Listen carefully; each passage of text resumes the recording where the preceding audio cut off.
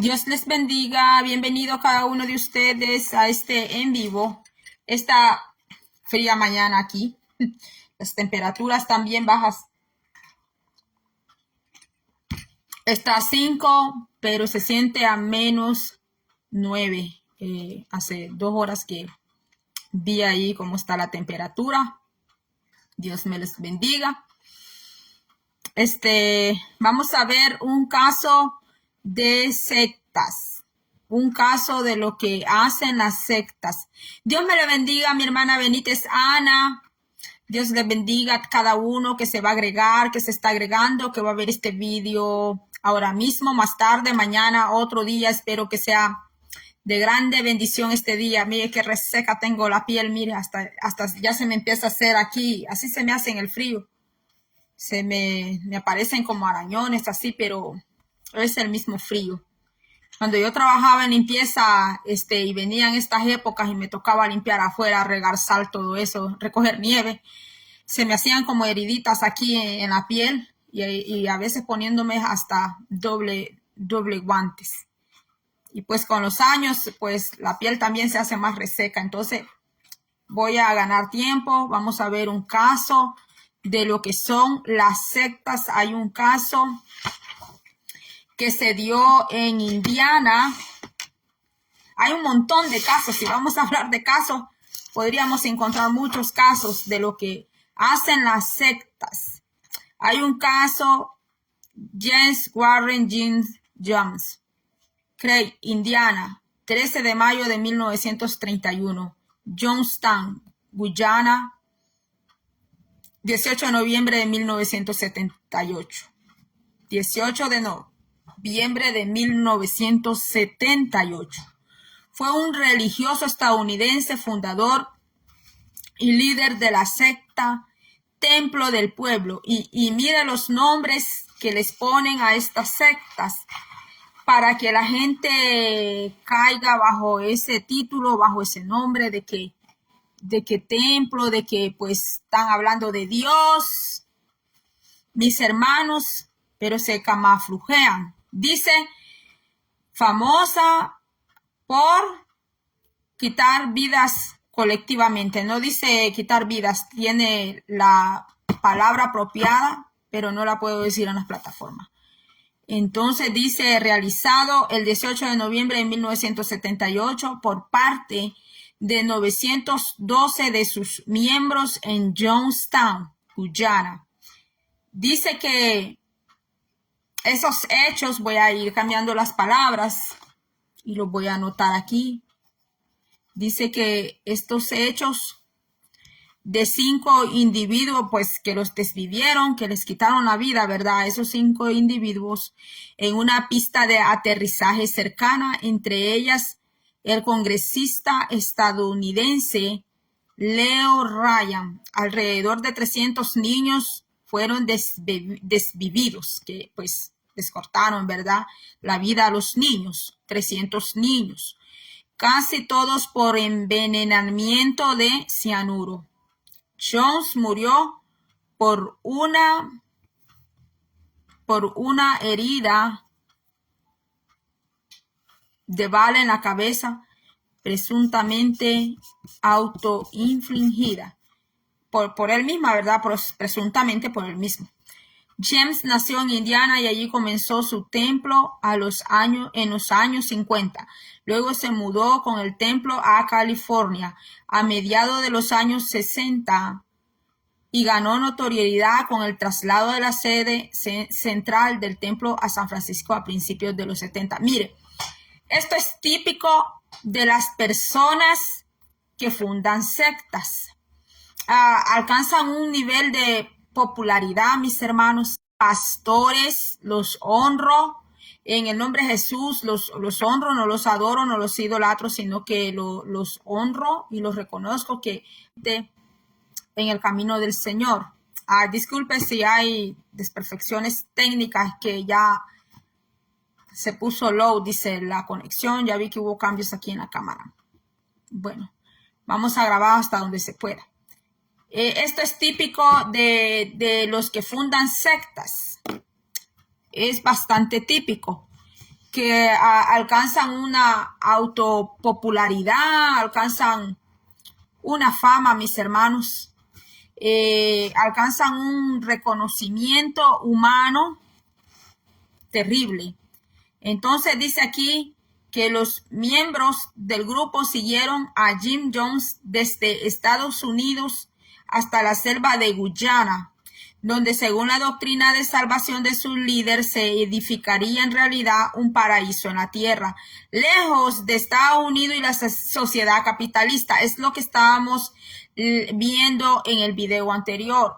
Si usted se encuentra con este video, para que lo entienda mejor, vaya al video anterior de las sectas, que uno de esos puntos es que estos líderes que fundan sectas, que tienen sectas, aíslan a las personas, aíslan a los miembros de la sociedad y hasta de su familia.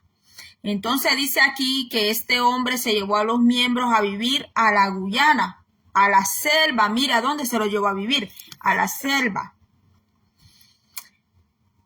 Allí Jones compró al gobierno de Guyana una amplia propiedad rural donde edificó una comunidad llamada Jonestown. Le puso el nombre de él. Recibiendo allí a casi 900 seguidores suyos llegados desde Estados Unidos. Se considera que Jones eligió Guyana debido a ser un país de habla inglesa, facilitando las comunicaciones. Con una población mayoritariamente de raza, pues de color, no voy a decir la palabra, ¿verdad?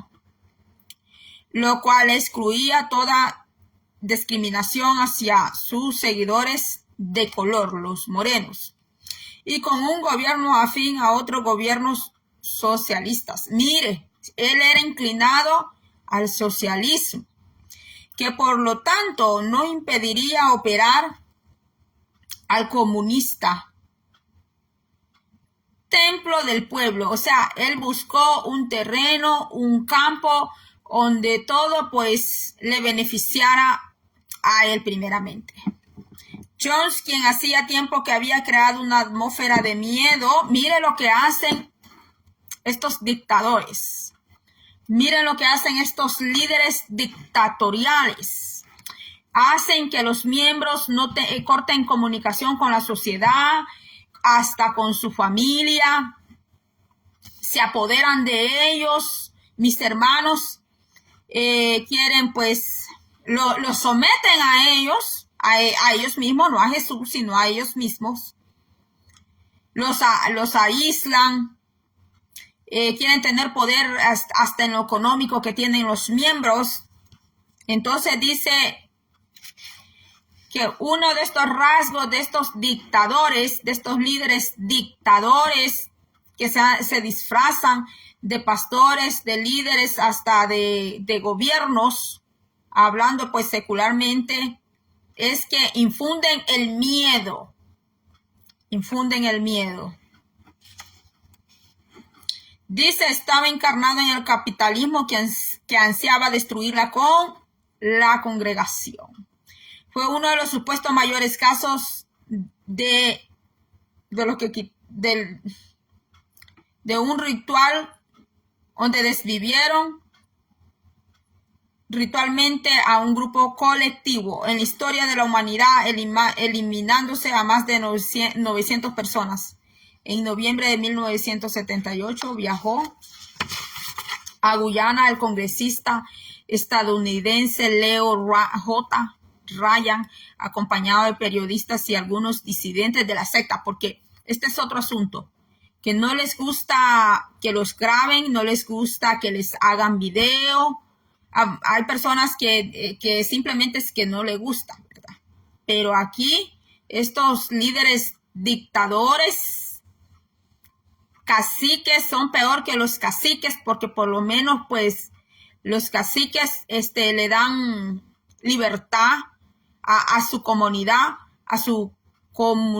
pero estos dictadores, estos líderes que siembran sectas, son radicales con la comunicación. ¿Por qué? Porque ellos no quieren que los demás sepan sus cochinadas, sus sinvergüenzadas, sus robos, sus hurtos y hasta pues embarazan niñas, embarazan mujeres casadas. Es un desorden, hermanos, es un desorden. Dice aquí que el congresista estadounidense Leo Ryan acompañaba al periodista y algunos disidentes de la secta con el fin de acudir a Jonestown para consultar si algunos feligreses de Jones deseaban abandonar la secta. Pues ya venían oliendo, ¿verdad? Qué extraño que un líder se vaya con miembros, no saben nada están incomunicados. Yo sería si uno de mis familiares se va con cierto grupo por allá y no hay comunicación, no se sabe nada, pues allí se despierta, hermanos, se despierta, ¿verdad? Bueno, ¿y aquí qué está pasando? O sea, aquí se está moviendo algo raro, extraño, ¿no? Dice, Ryan quería investigar también si eran ciertas las noticias sobre abusos, sex, lo que le dije hace unos segundos, sex sexuales de mujeres de la secta por parte de John. Golpizas, mire esto, qué abusividad, golpizas, hermano, golpizas, o sea que denigran tanto a los miembros, mis hermanos, los denigran de una manera para que se dejen, para que haya toda clase de abuso, golpes, embarazos, por no decir otra palabra, ¿verdad? Explotación laboral, mire, explotación laboral, esclavitud, hacen esclavitud de las personas y torturas, mire, a niños. Hermano, eso es lo que hacen las sectas, mis hermanos.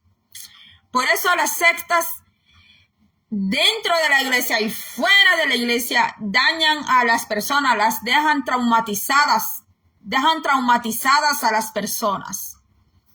Jones, que ocultaba su cara, mire, tras unas gafas oscuras ante sus seguidores, intentó impedir la visita, pero al fracasar se vio en la obligación de organizar una gran fiesta en donde inicialmente el ambiente parecía de armonía, porque así son los líderes dictatoriales. Quieren aparentar a los demás que hay una tremenda armonía, una tremenda hermandad, amor, gozo, paz. Aquí todo está bien, aunque allí, mis hermanos, esté la riña, estén los demonios de riña, estén los demonios de contienda, los demonios de división, la carne moviéndose a todo apogeo, pero estos líderes, eso es lo que quieren dar a demostrar, los fundadores de las sectas, que todo está bien, mis hermanos. Dice, los miembros de la secta lo recibieron con aplausos frenéticos al congresista estadounidense Leo Ryan, porque él iba con un grupo de periodistas a ver qué estaba pasando allí. El reverendo Jones lo consideró, dice, vamos a ver, sin embargo, a la mañana siguiente, 18 de noviembre, permítame.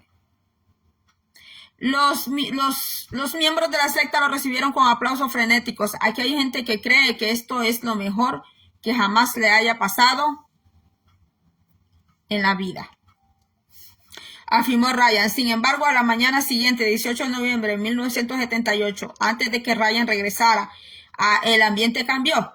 Algunos pocos seguidores pidieron abandonar la comunidad junto con Ryan. El reverendo Jones lo consideró una traición imperdonable. No pueden irse. Ustedes son mi pueblo. Mire, esto es lo que hacen estos líderes dictatoriales, mis hermanos, que se apoderan del pueblo. Él dijo, no pueden irse. Ustedes son mi pueblo. Se autocreen un rey, como un virrey, así que tienen dominio sobre las personas, mis hermanos. Le gritó Jones con desesperación a los que querían irse. Al notar que los descontentos se retiraban hacia la pista de aterrizaje para seguir a Ryan, un miembro de la secta atacó a Ryan con un cuchillo y los hombres de confianza de Jones abrieron fuego contra el político y sus acompañantes cuando se disponían a abordar un pequeño avión. 5 personas fueron desvividas a balazos, algunos de ellos a quemarropa. Los seguidores descontentos fueron forzados a volver a Johnstown cuando esos seguidores ya no querían estar con ese maniático, hermanos, con el maniático de Jones. Dice, esa misma mañana del 18 de noviembre, Jones reunió a los líderes de la congregación y advirtió que tras el homicidio, ¿verdad?, del congresista Ryan, las fuerzas del fascismo destruirían inevitablemente, al templo del pueblo, su secta, mis hermanos. Entonces dice, por lo cual ordenó ese mismo día del homicidio masivo de todos los integrantes. Prefirió ver desvivido a los miembros a que salieran de Guyana. ¿Por qué? Porque él se apoderó del pueblo. Él decía, mi pueblo, hermanos. Dice, por lo cual ordenó ese mismo día, ¿verdad?, el homicidio masivo de todos los integrantes de la secta que se llama en Johnstown. John decía que la muerte solo era el tránsito a otro nivel. Lo que vimos en el anterior video, que las sectas son una escuela de pensamiento separado del pensamiento de Dios. Entonces dice aquí, y esto no es un homicidio, sino un acto revolucionario. Mire cómo se camuflajeaba este hombre. La mayoría de sus seguidores se envenenaron con cianuro, por lo cual se considera oficialmente que en medio de la histeria suicida, Jones, en lugar de desvivirse, le pidió a uno de sus seguidores que le quitara la vida. Jim Jones fue encontrado muerto de una herida de escopeta en la cabeza entre los 909 cadáveres hallados en Johnstown. Tim Carter, un ex miembro de la secta en la película Johnstown de Stanley Nelson, decía que por lo menos no hay duda de que los aproximadamente 250 bebés, niños y jóvenes los desvivieron, les quitaron la vida. A Jim Jones le sobrevivieron 3 de sus hijos adoptivos, Stephen, Chin Jr. y Tim, que se hallaban en Georgetown, la capital de Guyana, como parte del equipo de baloncesto del Templo del Pueblo. Así se llamaba la secta del Templo del Pueblo. En otros casos, sectas han emprendido una rebelión armada contra las autoridades que han resultado en muertes y destrucción. El caso de David Koresh en Waco, Texas, primeros años. Este es otro caso. Koresh nació en Houston, Texas, hijo de una madre soltera de 15 años llamada Bonnie Sue Clark y de Bobby Howell, de 20 años. La pareja nunca se casó. 2 meses después de que Koresh naciera, su padre conoció a otra adolescente y abandonó a Bonnie Sue. Koresh nunca conoció a su padre y su madre empezó a convivir con un alcohólico violento. En 1963, la madre de Koresh abandonó a su novio y dejó a su hijo de 4 años bajo el cuidado de su madre, Erline Clark. Bonnie Sue Clark regresó cuando Koresh contaba con 7 años, después de haberse casado con un carpintero llamado Roy Hedman, con quien tuvo un hijo llamado Roger, quien nació en 1968. Koresh describió su infancia como solitaria y se ha sostenido que cuando tenía 8 años de edad fue abusado por un grupo de muchachos mayores, disléxico y con un pobre desempeño académico. Koresh abandonó los estudios secundarios en el penúltimo año. Sin embargo, a los 11 años de edad había memorizado por completo el Nuevo Testamento. Cuando tenía 19 años, Koresh tuvo una relación con una muchacha de 15 años, quien quedó embarazada. Koresh declaró haber nacido nuevamente cristiano en la Convención Bautista del Sur y pronto se unió a la iglesia a la que asistía su madre, la Iglesia Adventista del Séptimo Día.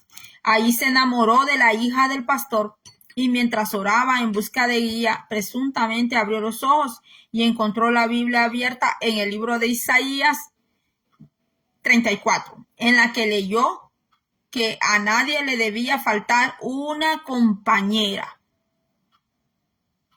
Aunque al revisar el mencionado capítulo no se encuentra en él nada referente a que debía tener una compañera, convencido de que se trataba de una señal de Dios, se acercó al pastor y le dijo que Dios quería que tomara a su hija como esposa.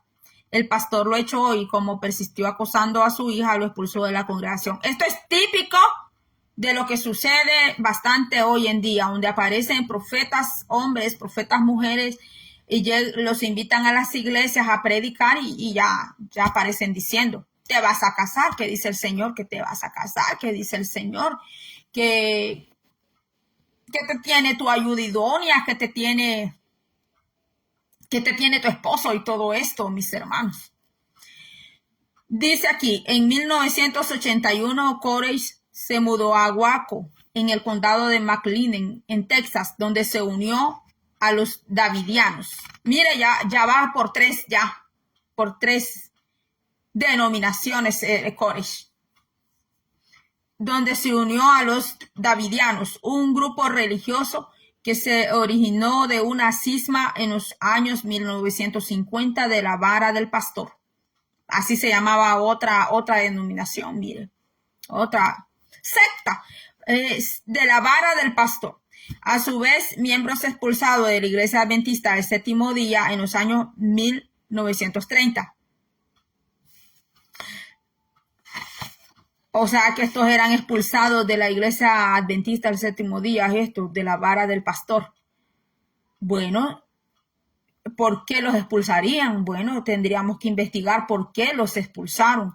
Dice, los davidianos habían establecido su sede en un rancho a unos 15 kilómetros en las afueras de Waco, en el cual fue llamado a Centro Monte Carmelo en referencia al Monte Carmelo bíblico en 1955.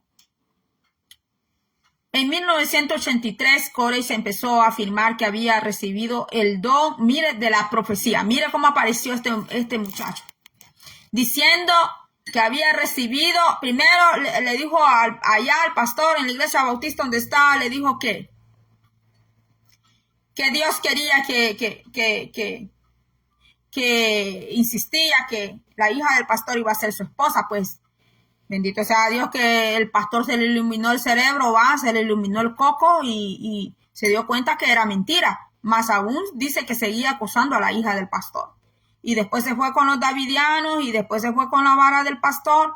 Y ya en 1983 el mismo Koresh aparece diciendo que había recibido el don de la profecía. Se especula que Koresh habría iniciado una relación sexual con Lois Roden, la profetisa, mire, la profetisa y líder de la secta que tenía 76 años para entonces. Wow, o sea que a este le gustaban, como dicen, a sugar mami, como aquí en Estados Unidos dicen sugar mami.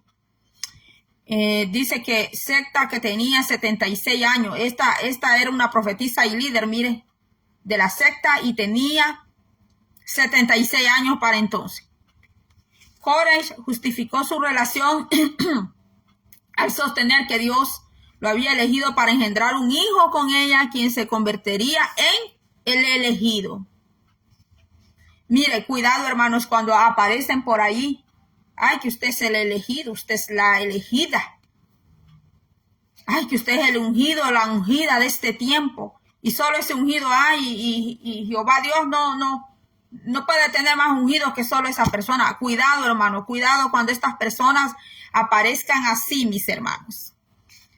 Quien se convertiría en el elegido. Royden permitió a Koresh comenzar. Koresh es la anciana, ¿verdad? La anciana profetisa, la líder. de esa otra secta donde él pues fue a parar. Entonces dice aquí, la secta de los davidianos. Entonces dice aquí que Koresh comenzó a enseñar su propio ¿qué? Su propio mensaje, lo que originó controversia en el grupo. El hijo de Lois Royden, acuérdense que Lois Royden es una mujer, no es un hombre, es la líder profetisa de la secta Los Davidianos, donde estaba este Koresh. Entonces el hijo de Lois Royden, George Royden, pretendía ser el próximo líder del grupo, porque eso es típico que entre los pastores, que el niño todavía tiene 10, 15 años y ya lo están preparando para ser el próximo pastor, mis hermanos, y no dejan que sea Dios, no dejan que sea el Espíritu Santo que ponga a la próxima persona que Dios quiere allí.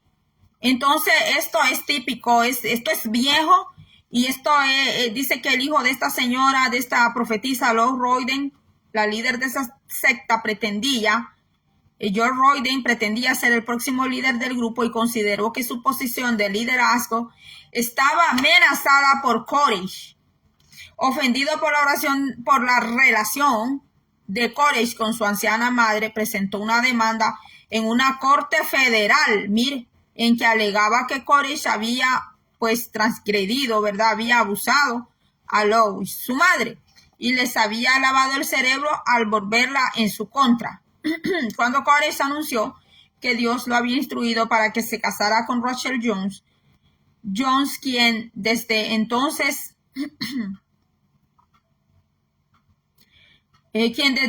añadió Koresh a su nombre. Hubo un corto periodo de calma en Monte Carmelo. En la lucha por el poder, George Royden, quien alegaba tener el apoyo de la mayoría del grupo, forzó a Koresh junto a su grupo fuera de la propiedad a punta de ¿qué? De armas.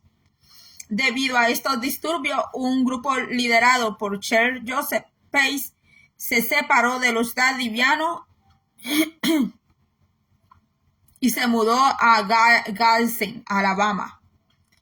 Mire, o sea que de la secta salen más grupos y se van armando grupitos, porque de este grupo salió otro grupo, mire. Koresh y unos 25 seguidores acamparon en Palestine, a 140 kilómetros de Waco, donde vivieron bajo duras condiciones en vehículos y tiendas de campaña durante los siguientes 2 años. Durante este tiempo, Koresh emprendió el reclutamiento de nuevos seguidores en California, el Reino Unido, Israel y Australia. En 1985, Koresh viajó a Israel, donde tuvo una visión de que era el Ciro II grande, moderno.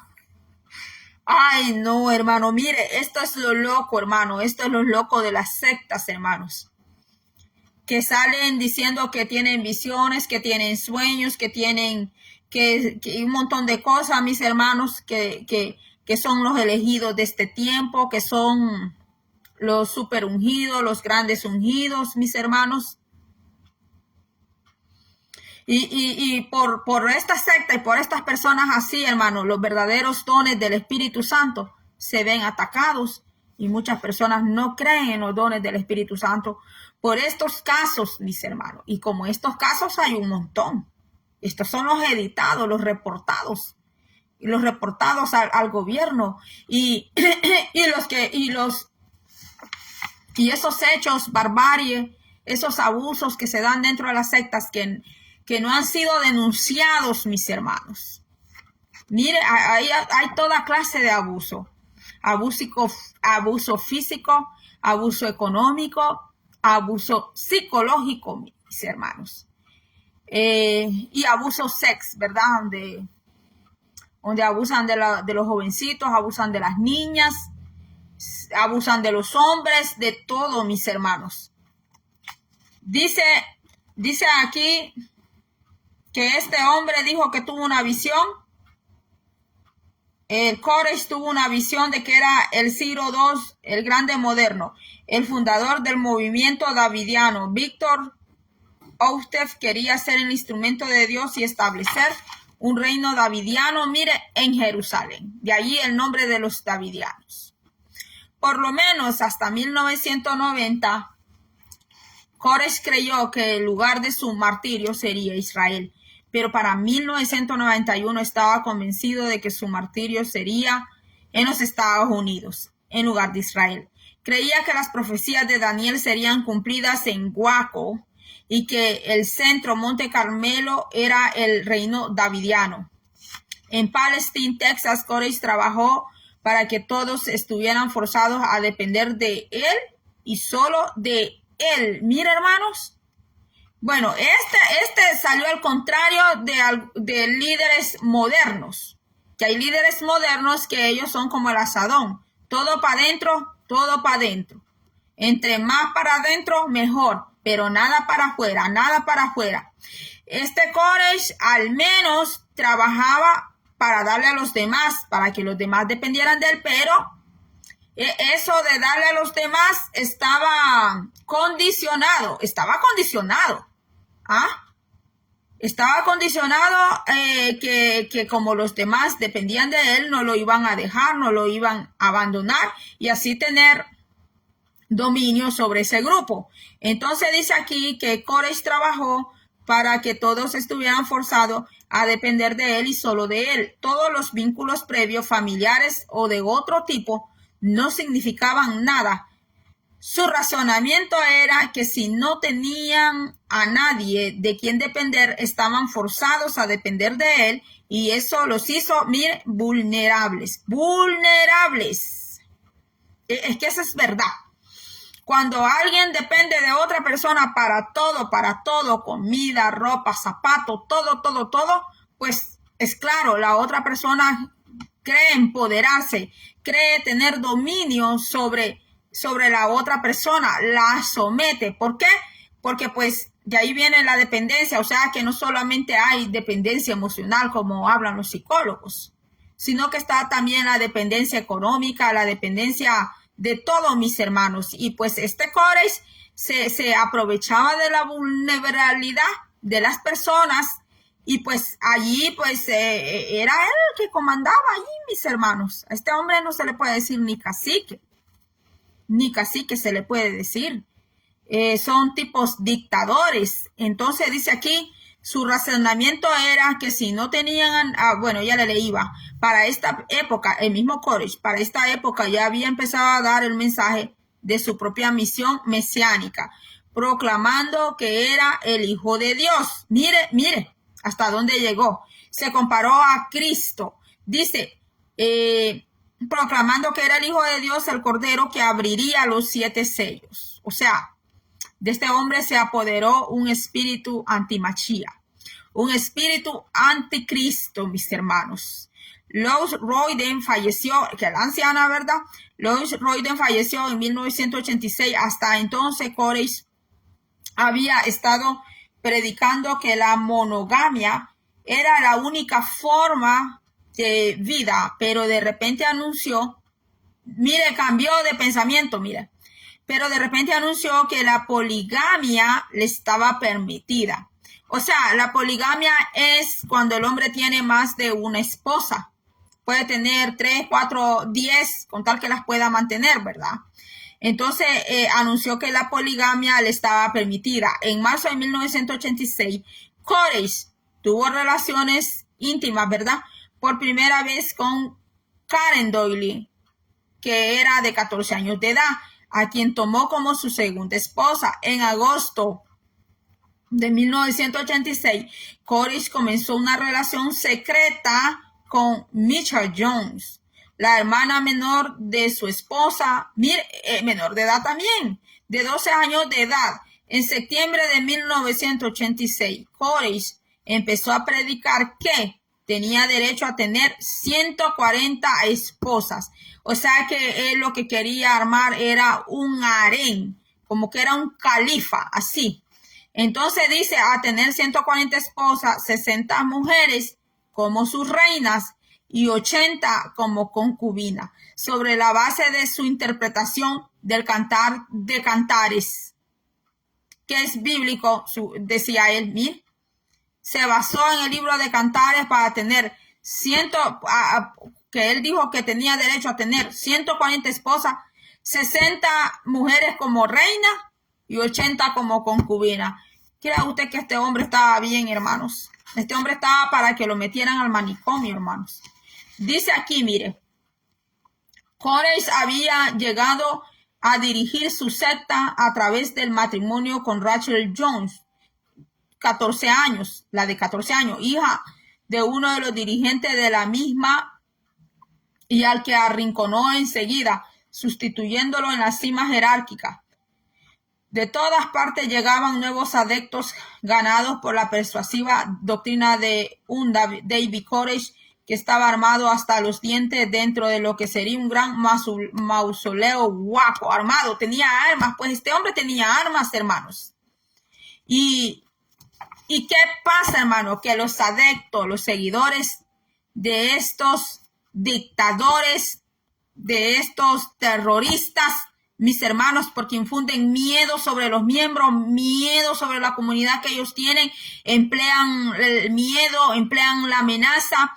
¿Qué sucede? Que los adeptos que siguen esta gente loca, maníaca, endemoniada, hermanos, tienen tan ciegos los ojos, los tienen tan ciegos que no se pueden liberar de esa gente, porque estos líderes que hacen estas sectas están endemoniados, tienen legiones, hermanos, tienen legiones de demonios dentro de ellos. Los mismos líderes, ellos mismos necesitan ser liberados por el mismo Cristo, hermanos. ¿Por qué?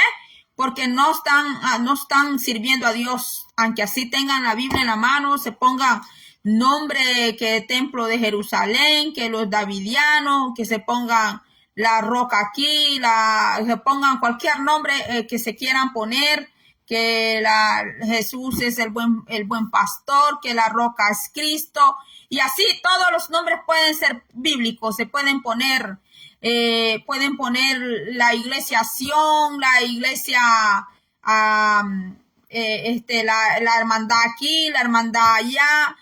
Aquí donde yo vivo, aquí cerquita tengo yo, como a una cuadra y media, algo así. Hay una logia, voy por allá, hay otra logia y así. Hay una logia que se llama la logia Nefertiti. Y afuera, ahí dice afuera, la logia Nefertiti, y hasta tiene el rostro, ¿verdad? De esa mujer egipcia que dicen que era bien bella. Entonces, mis hermanos, pueden llevar los carteles, los nombres que les pongan ahí adentro. Pueden abrir la Biblia, tienen allí la Biblia, mis hermanos, pero sus hechos son catastróficos, sus hechos son malignos, sus hechos son mis hermanos,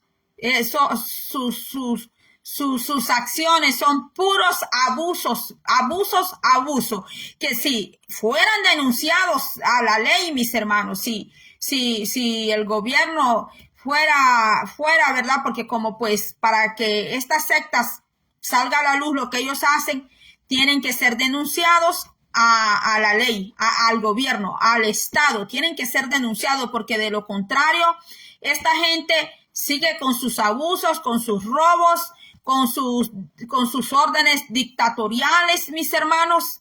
Mire, este hombre pretendía ser un califa. Entonces dice, pero dice que él trabajaba para darle a sus miembros para que dependieran de él. Él no les andaba quitando, mis hermanos. Él no les andaba quitando, ni andaba mandando gente al infierno, si ofrendaban o no ofrendaban, si diezmaban o no diezmaban, o si llegaban todos los días a la iglesia o no llegaba a la iglesia todos los días. Pues no hacía eso él, no lo hacía, pero se aprovechaba de las personas vulnerables. Entonces vamos a ver, dice que hubo una tragedia. Entonces dice aquí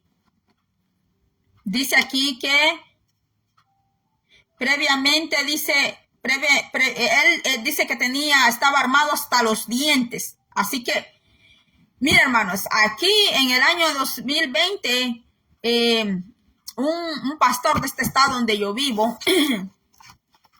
de la iglesia bautista de habla inglés, fue denunciado.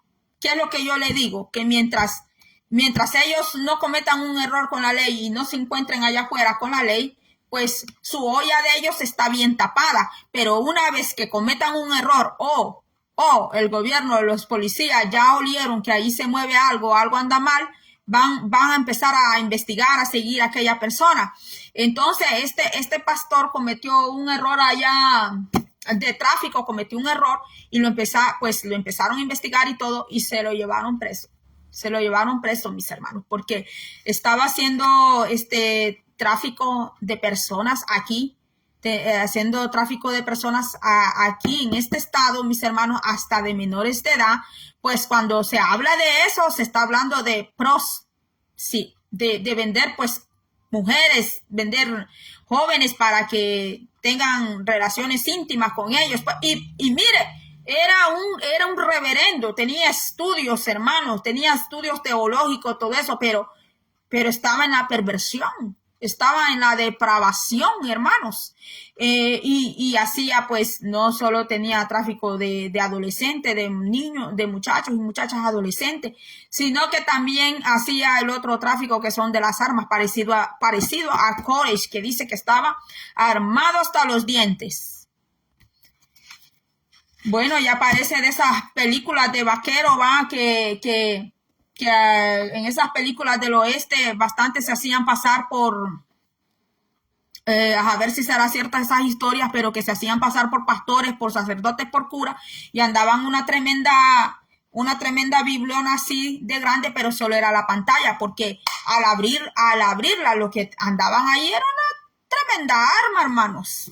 Entonces dice aquí, mire, previamente había efectuado compras de armas por valor de más de $250,000. Mire, este Koresh había hecho muchísimo dinero, porque $250,000 en 1986, hermanos, un cuarto de millón, mire, le costaba todas las armas que tenía ese hombre, por más de $250, más lo que él había construido allí para la comunidad y lo que le daba de comer a la gente y pagar biles y todo. Este hombre era millonario, hermanos. ¿Cómo había hecho ese dinero? Pues los que saben mejor son los del gobierno. Ellos son los que saben mejor, hermanos. Cómo ese hombre había hecho todo ese dineral, porque no le pedía a la gente, hermanos. Él no vivía de la gente. Al contrario, él le daba a la comunidad. Él sostenía a la comunidad. Entonces, en cierta parte, este hombre cumplía lo que dice la Biblia: dar de comer a la viuda, que no tiene padre, no tiene madre, no tiene hijo, o su familia pues la ha botado, no le ayuda. Entonces, la iglesia tiene que recoger a esa viuda mayor de 60 años y pues y eso sí, ¿verdad? Que sea una viuda santa, apartada para Dios. Entonces, que no ande de enamorada, ¿verdad? Con uno y con otro, sino que ella está sirviendo a Dios, y si no tiene nadie que la sostenga o su familia la votó por el hecho de ser cristiana, entonces sí, la iglesia tiene que hacerse cargo de esa viuda, porque eso siempre lo hizo Israel en el Antiguo Testamento y se hace. Y se hace hasta ahora, mis hermanos, pero eso dentro de la iglesia no lo hacen, no lo practican. Entonces, pues, este hombre en eso cumplía, mis hermanos, pero se aprovechaba de la necesidad que tenía la comunidad. Entonces dice aquí que él había efectuado compras de armas por valor de más de $250,000, según él, para estar preparados llegado el momento del acoso del mal. Él no era que creía en el arrebatamiento ni en la venida de Cristo, sino que él creía estar preparado con armas para cuando llegara el momento del acoso del mal. Él estaba preparado con armas. Entonces ahora dice, en víspera de la tragedia y en el que sería su último refugio, Koresh había reunido junto a él numerosos adultos, pero también un buen número de niños. Y con unos y otros se dispuso a convertir en un fortín inexpugnable el rancho Monte Carmelo. El primer encontronazo había tenido lugar el 28 de febrero junto a las autoridades. Tardíamente, preocupadas por el cariz que tomaba el asunto, decidieron pasar la acción acusando a los davidianos de tenencia masiva de armas y de abusos sexuales para con los niños que mantenían a su lado. Recibidos a tiro, los agentes contestaron de igual manera, produciéndose entonces un primer balance de 4 agentes desvividos y una decena de sectarios abatidos. ¿Qué pasa, hermanos? Que cuando ya las personas están bien esclavizadas y están bien metidas en estas sectas, no se pueden liberar, ya no se pueden liberar, hermano, y terminan en tragedias. Y muchas veces el gobierno o la policía se viene a dar cuenta cuando ya es demasiado tarde, cuando ya no se puede hacer mucho. Entonces dice aquí, el final tuvo lugar el día 19 de abril, cuando los asaltantes lograron abrirse camino por entre las llamas que ya consumían el edificio del rancho. Ante su vista aparecieron confundidos y mezclados los cuerpos carbonizados de la mayoría de los seguidores de Koresh, incluido este mismo. Mire, todos aparecieron allí, hermanos, aparecieron carbonizados hasta el mismo Koresh, incluido este mismo, que presentaba un solo disparo en la frente. El balance final de los desvividos dentro de Monte Carmelo fue de 69 adultos y 17 menores, muchos de ellos calcinados. La versión oficial de la policía hablaría de que fueron los mismos davidianos los que provocaron el incendio, en un aquelarre de desvivirse colectivamente. Otras fuentes se refirieron, por el contrario, a vuelcos de las tanquetas federales que habrían provocado la inflamación del queroseno y a su vez habrían trasladado las llamas al interior del rancho. Debido a la seriedad de estas tendencias a producir infracciones de la ley en cuanto a derechos humanos, la autoridad civil, etcétera, varios países han implementado leyes sobre las sectas para prevenir tales eventualidades. Mire, hay leyes constituidas, hermanos, para sectas con tendencias donde infringen las leyes a los derechos humanos de las personas cuando están en un grupo de cualquier índole religioso, no solo protestante, no solo católico, sino de cualquier índole religioso. Dice, varios países, a juicio de algunos investigadores, cuando encontramos las 4 características principales de la definición reunida en un mismo grupo humano, no cabría la menor duda de que nos encontramos ante una secta. Ningún grupo admitirá ser calificado como secta. Ningún grupo va a decir que es secta, mis hermanos. Ninguno. Dice, al contrario, ya que él constituirse en poseedor del monopolio, el monopolio de la verdad y de la salvación, considera a cualquier otra agrupación como antagónica y en definitiva como secta, pero entre los cristianos evangélicos ha habido por lo general un acuerdo en lo que se define una secta y cuáles grupos califican como secta. Por eso le dije yo que lo íbamos a venir a ver desde el punto bíblico. No hemos terminado. Estos son tan solo 2 casos de los casos, porque hubo otro grupo, hermanos, de un señor, de un hombre que él practicaba esa religión que practica el Dalai Lama. Entonces, ella se vestía así como esos, ¿cómo le dicen esa palabra? Monjes, se vestía así igualito y se quitaba el pelo como los monjes tibetanos. Ese fue otro caso, pero horrendo, dentro de aquí, eso fue aquí, dentro de Estados Unidos, mis hermanos. Y ese hombre se llevó la gente, más que todo los de habla inglesa, los blancos, los anglosajones, fue que él aglomeró, hizo su propia secta. Mis hermanos, voy a investigar cómo es que se llama esta persona, se me olvida ahorita cómo es que se llama, mis hermanos, pero este señor, mis hermanos, ya él con sus años, mis hermanos, formó esa comunidad, formó esa secta y se llevó hombres, mujeres, bebés, se llevó niños, adolescentes a vivir fuera de la ciudad, mis hermanos, Y pues allí hacían comida para comer todos en comunidad, para compartir. Él hablaba de la piedad, hablaba de la caridad. Y pues todo eso, pues mis hermanos, atrajo, ¿verdad? Atrajo a las personas, pues porque los anglosajones tienen eso, los blancos tienen eso de ser bien dadivosos, de ser bien caritativos, mis hermanos. Entonces a ellos, claro, pues les atrajo esa enseñanza, esa teología de ese hombre, mis hermanos. ¿Y qué pasó, mis hermanos? ¿Cómo terminó todo eso? Pues ese hombre terminó en la cárcel. Le dieron años de cárcel.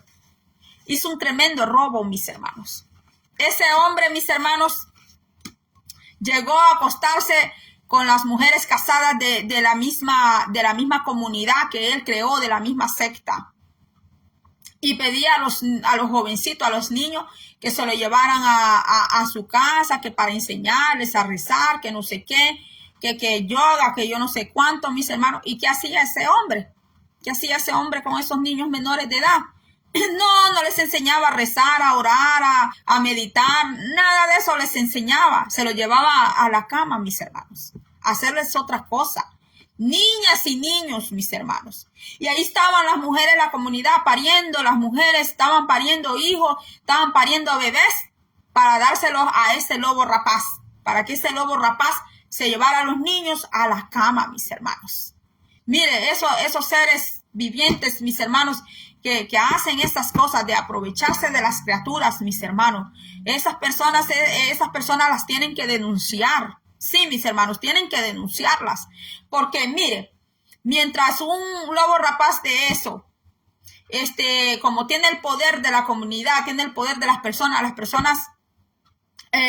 les puede costar hasta la vida denunciar un lobo rapaz de eso, porque el esposo de una de las miembros de la comunidad de él se escapó de la comunidad y llevó pruebas a la policía, a la ley, llevó pruebas, conversaciones de los abusos que ese hombre hacía, de ese hombre que se hacía pasar como un monje tibetano. Eso fue aquí en Estados Unidos.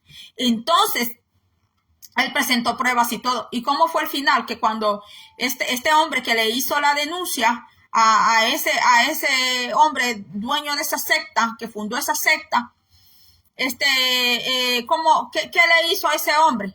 Pues el que había fundado la secta, pues así terminó, que el que había puesto la denuncia quedó eliminado, mis hermanos, quedó desvivido, porque estos líderes sectarios, cuando los denuncian, mis hermanos, no crean que ellos se van a quedar así, brazos cruzados.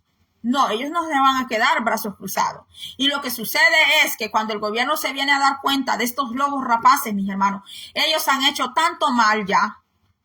O sea, el cáncer que ellos crearon, mis hermanos, ha deshecho a las personas. Y ese hombre, mis hermanos, después que les hablaba de vivir humildemente, que hablaba de la humildad y todo eso, mis hermanos, tenía a la gente viviendo allí en unas tienditas, tenía a la gente viviendo allí en unos microbuses así que son como casitas. Y él, mis hermanos, se había hecho una casa que por dentro el piso era de mármol, mis hermanos, el baño allá, el lavamanos de mármol, tenía las manecillas de la puerta de oro, mis hermanos, y bueno, viviendo como un rey aquí en la tierra, viviendo como un príncipe, mis hermanos. Y ese hombre se apoderó también de los bienes materiales de las personas que estaban allí con él en la secta. Por eso yo le digo a usted, tenga cuidado con esos profetas, esos predicadores que de repente aparecen, que usted no sabe de dónde sacaron esa gente, mis hermanos, y aparecen diciendo, ay, no tienes ahora para ofrendar, no tienes, pero tienes casa, tienes carro, puedes venirme a dar el certificado, me puedes donar tu carro, me puedes donar tu casa, y ya verás cómo Dios te va a bendecir. Miren, mis hermanos, eso hace la gente de las sectas, mis hermanos.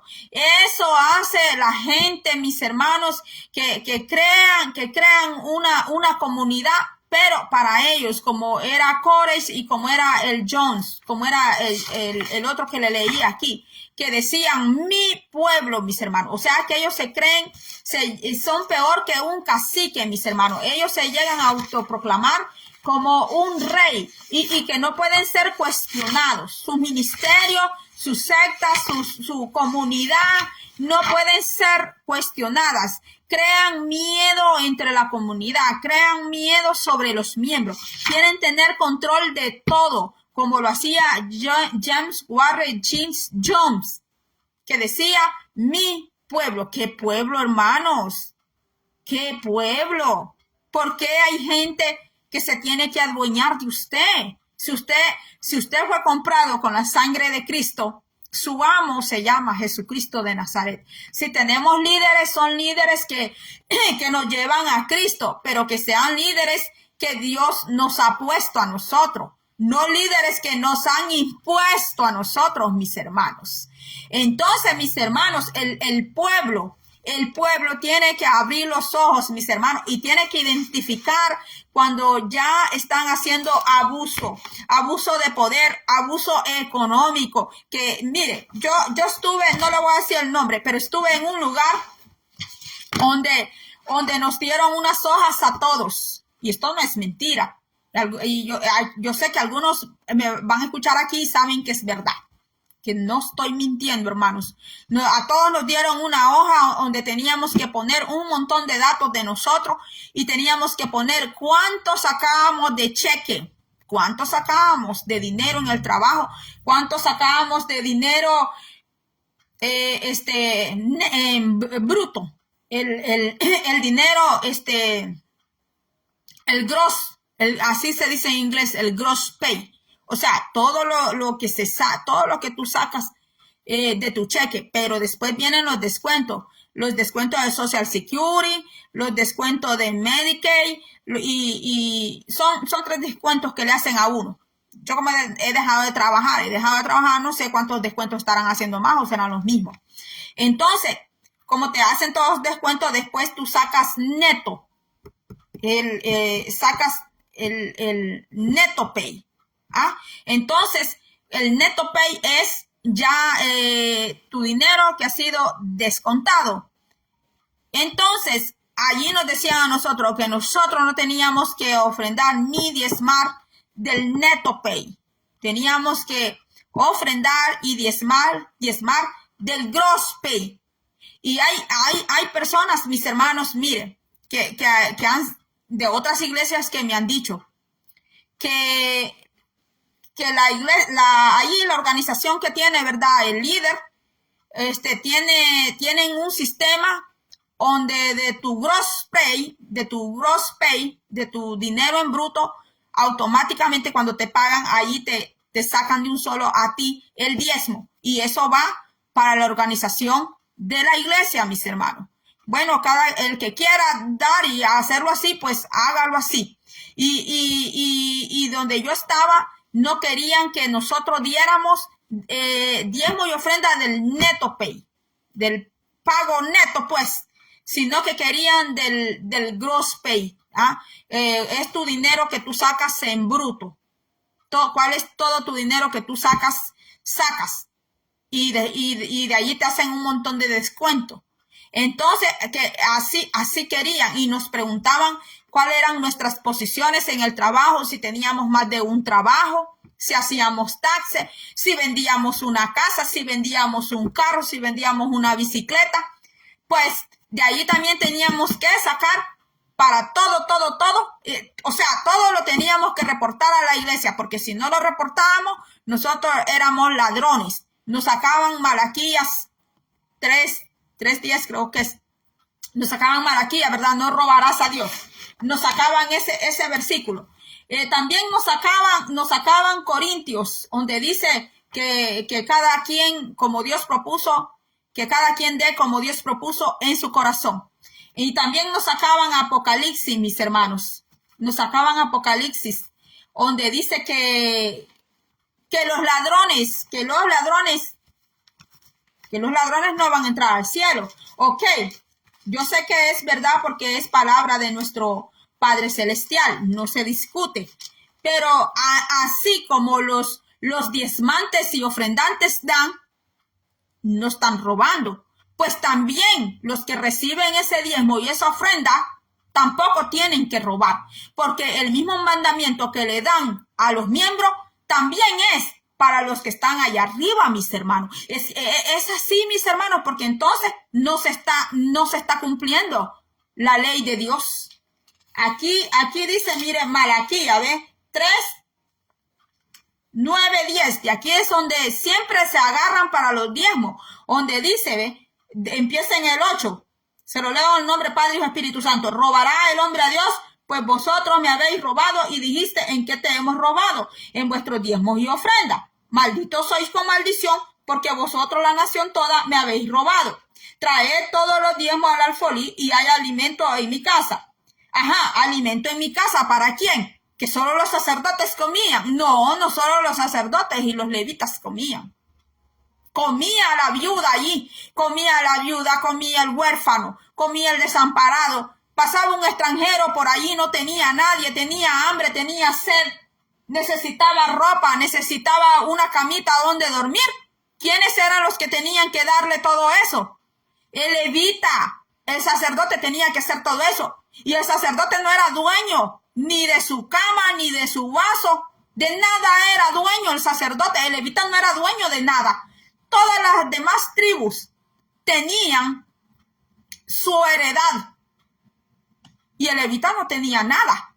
Porque aquí dice Jehová, en el Antiguo Testamento dice la ley de Jehová, de Yahweh, dice que Jehová es tu herencia, le dijo a todos los levitas. Jehová le dijo, Jehová es tu herencia. No es así actualmente con los líderes, porque los líderes de hoy tienen compañías, tienen carros, tienen un montón de cosas, y no es malo que lo tengan, mis hermanos, no es malo.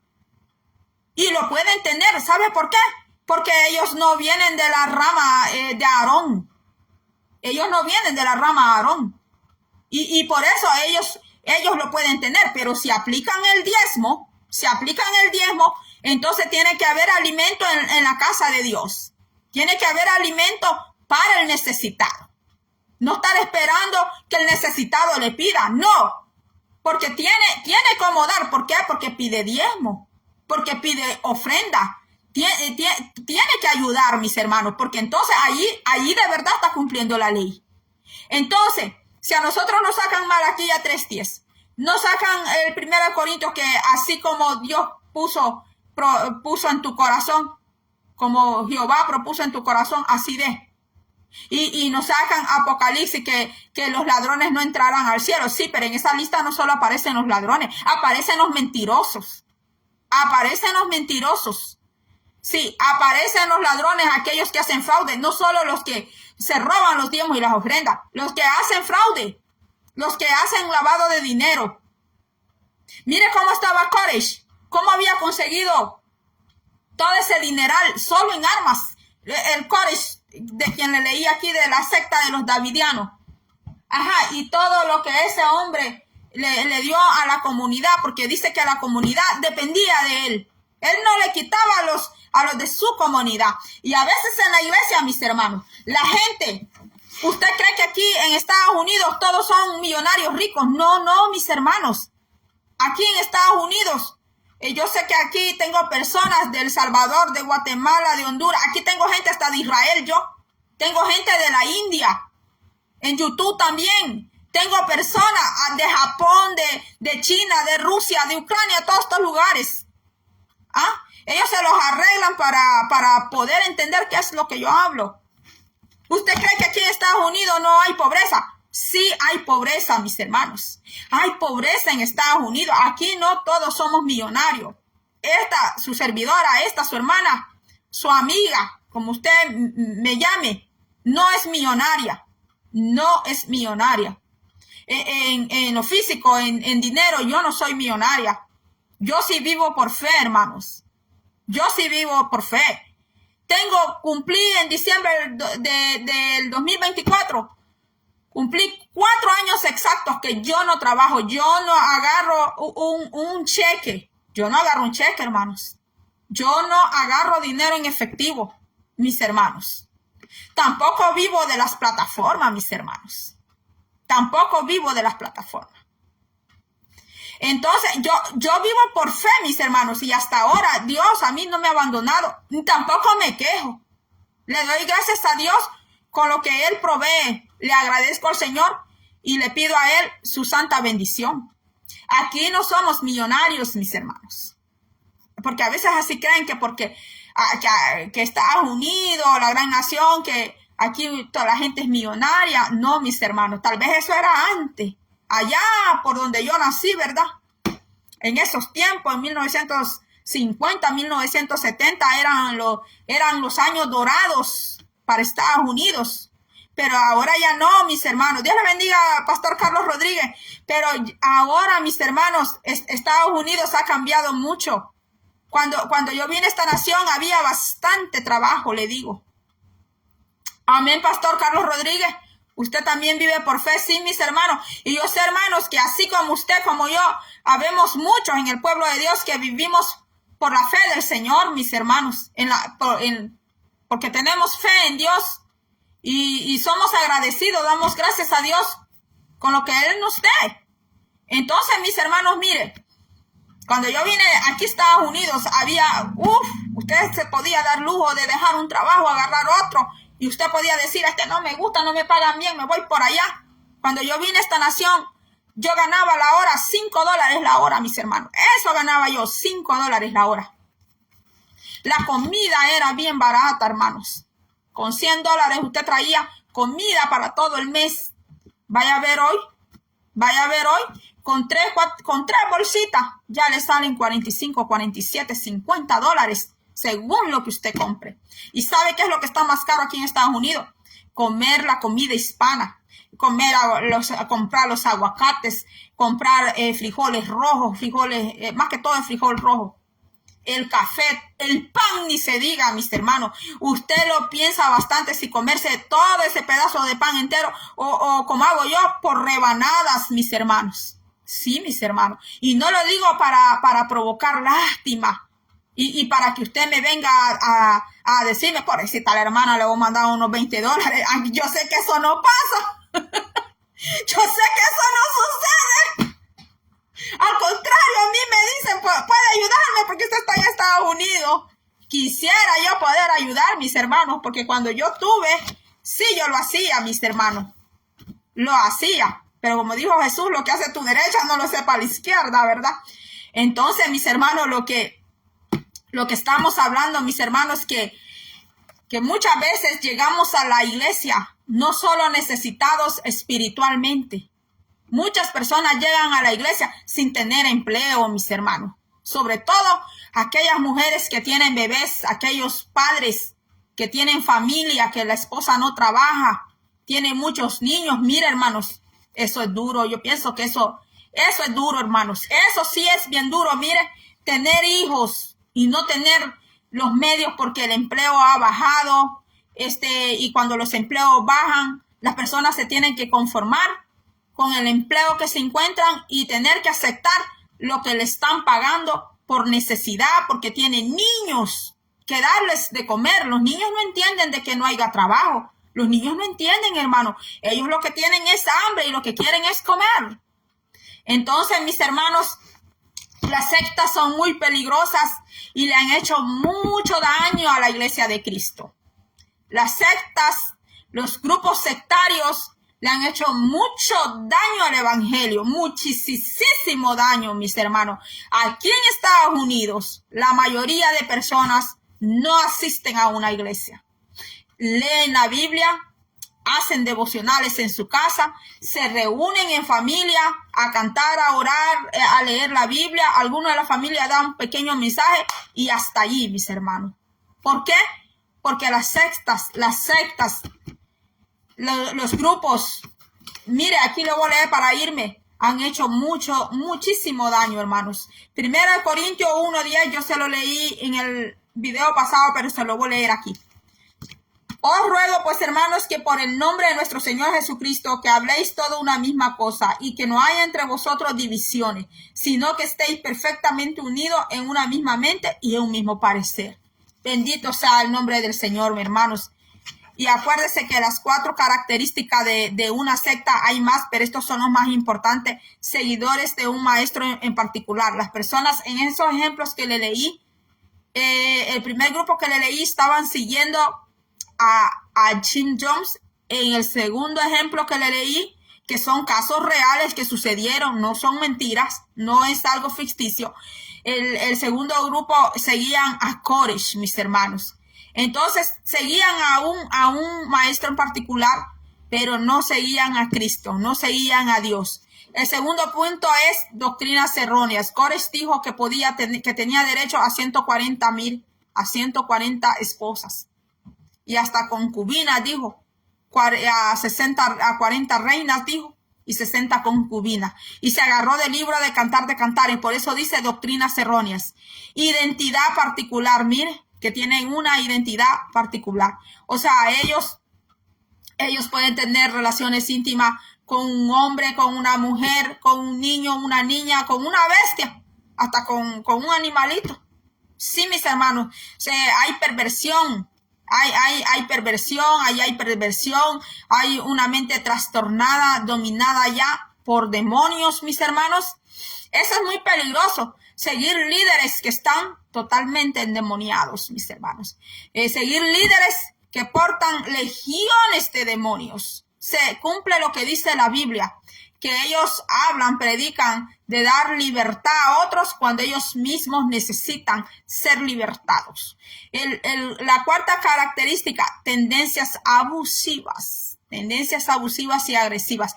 Es cuando ya toman poder totalitario de todo, mis hermanos, donde usted tiene que estar callado, donde usted no puede decir nada, donde usted no puede opinar, donde usted no puede decir un comentario, donde usted, porque si tantito usted dice algo, mis hermanos, pues usted ya lo vieron como lo vieron pues ya de otro punto de vista ante los ojos de estos líderes así. También, ¿verdad? Se aprovechan de la cartera. Se aprovechan de la cartera las personas, lo que yo le estaba diciendo a usted, que yo estuve en una iglesia así, que el pastor no fue el que inventó eso. El pastor no inventó eso, pero llegó uno allí y él fue el inventor. Mis hermanos, que nos dio una hoja a todos los miembros, especialmente a los líderes, donde querían saber cuánto sacábamos, cuánto ganábamos por hora, cuánto sacábamos en el pago bruto y cuánto sacábamos en el neto pay, cuánto sacábamos, cuánto nos quedaba después que nos hacían todos los descuentos, si teníamos 2 trabajos, si teníamos, cuál era nuestra posición en el trabajo y todo eso. ¿Por qué cree que es? ¿Por qué cree usted que es todo eso? Yo sé que usted es muy inteligente y usted ya sabe para qué es, para tener un control monetario. Usted vendía una casa, vendía la refrigeradora, vendía el carro, vendía, fuera lo que vendiera, usted tomates, cualquier cosa que usted vendiera, usted tenía que reportar a la iglesia de todo lo que usted hacía con el dinero, mis hermanos. Si tenía casa propia, no tenía casa propia, mis hermanos. Que Dios nos ayude y que Dios nos ayude. Vine a decir todo esto porque me pidieron que hablara sobre las sectas. Eso me lo pidieron en 2024, me lo pidió más de una persona. Si Dios nos da el tiempo, puedo pasar otro día para hablar, ¿verdad? Para hablar un poquito más de esto. Si a usted le interesa otro tema también, escríbame, sea Messenger, sea WhatsApp, o sea en la caja de comentarios de YouTube. Ahí me puede escribir también qué tema le interesa a usted. Yo sé que, mire, ahorita hay muchos temas que hablar, muchísimos temas que hablar. Pero vamos a abordar los temas que podamos. Que Dios me le bendiga grandemente donde quiera que usted esté y será hasta la próxima. Dios le bendiga.